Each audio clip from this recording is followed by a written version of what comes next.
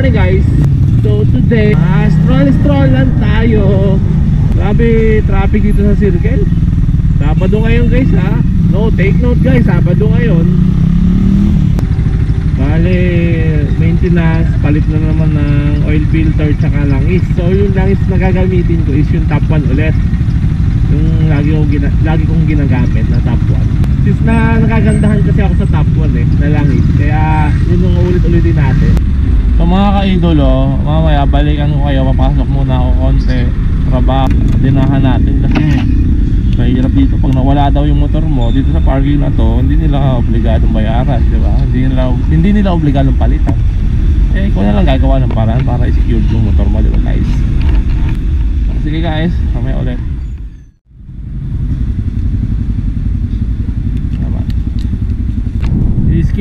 I-skip ko na muna tong video guys kasi kakayanin mamaya, baka malobat na eh. So maghanap pa tayo ng ng bibila ng langis. Wawashingin ko, sana wag na umulan eh guys. Right back. Saan muna tayo dito mga paps para bumili ng pang change oil, pang maintenance natin, mga rider natin. Dito kasi marami dito eh, medyo mura-mura din naman pabili dito.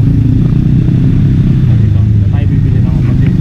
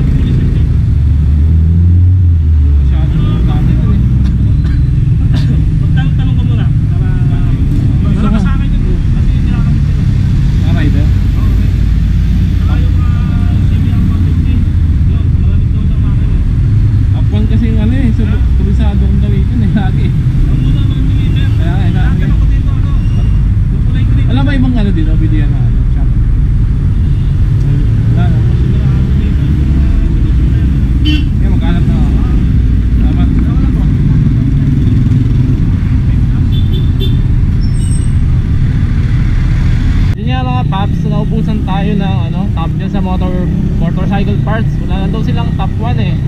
Pabenta kasi yun eh. Tsaka yun yung nire-recommend niya naman sa akin yung CIC oil. So hindi ko naman kabisado kasi gamitin yun eh. Tsaka medyo ata eh, full synthetic. So ayoko masyado ng full synthetic. Masyadong malapot. Yung malamig ka sa makina. Kaya lang malapot naman. Kaya basta gana tayo ng top 1. Top 1 ang hahanapin natin. Doon ako nasanay din eh. Mas gusto ko kasi yung ng makina, yung ugong ng makina pag yung top 1 gamit ko. Next time, titignan ko, susubukan ko din yung sinasabi ng matanda. Kung maganda rin talaga yung CIC oil na yun. Search ko muna bago ko gamitin.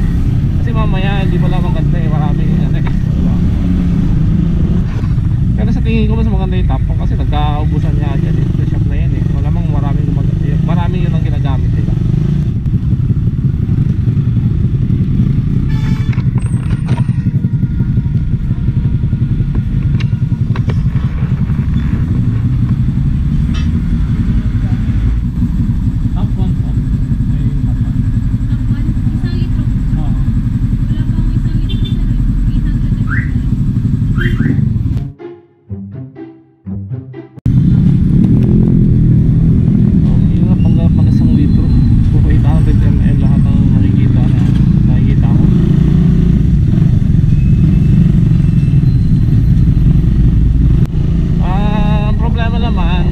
300 ml.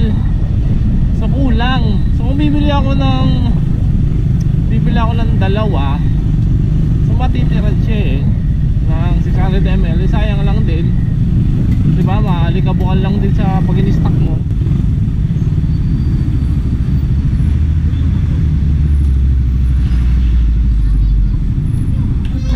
May takpang lang. Isang litro. Pang manual.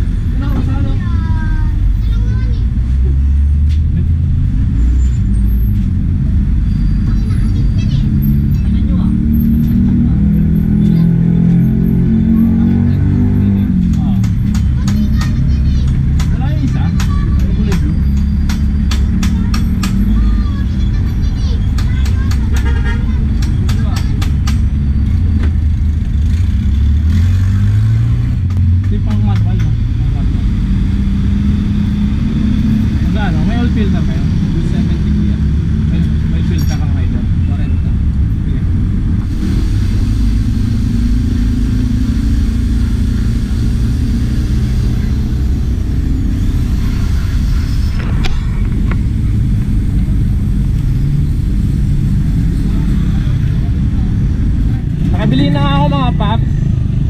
Yung oil is 270, tapos yung oil filter 40 pesos. So bali 310. Yun, 310 ba? 310.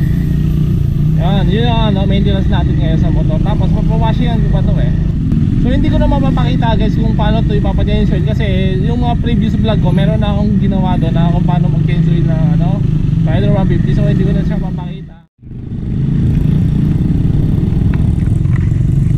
So far so good pa naman siya guys. So wala pa naman tayong nakikitang problema, para kasi dati dinadala ko siya sa kasa doon ako nagpapa-change oil tsaka nagpapa-tune up na din tune up kasi sa kasa may mekaniko sila kaya ako hindi naman ako mekaniko.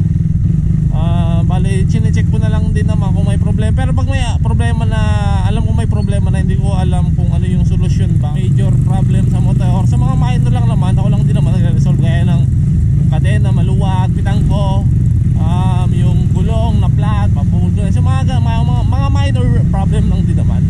So hindi naman siya mga major kasi dati sa kasa ko siya dinadala para ma-check na din nila lahat yung engine, yung basta lahat check yan nila sa kasa.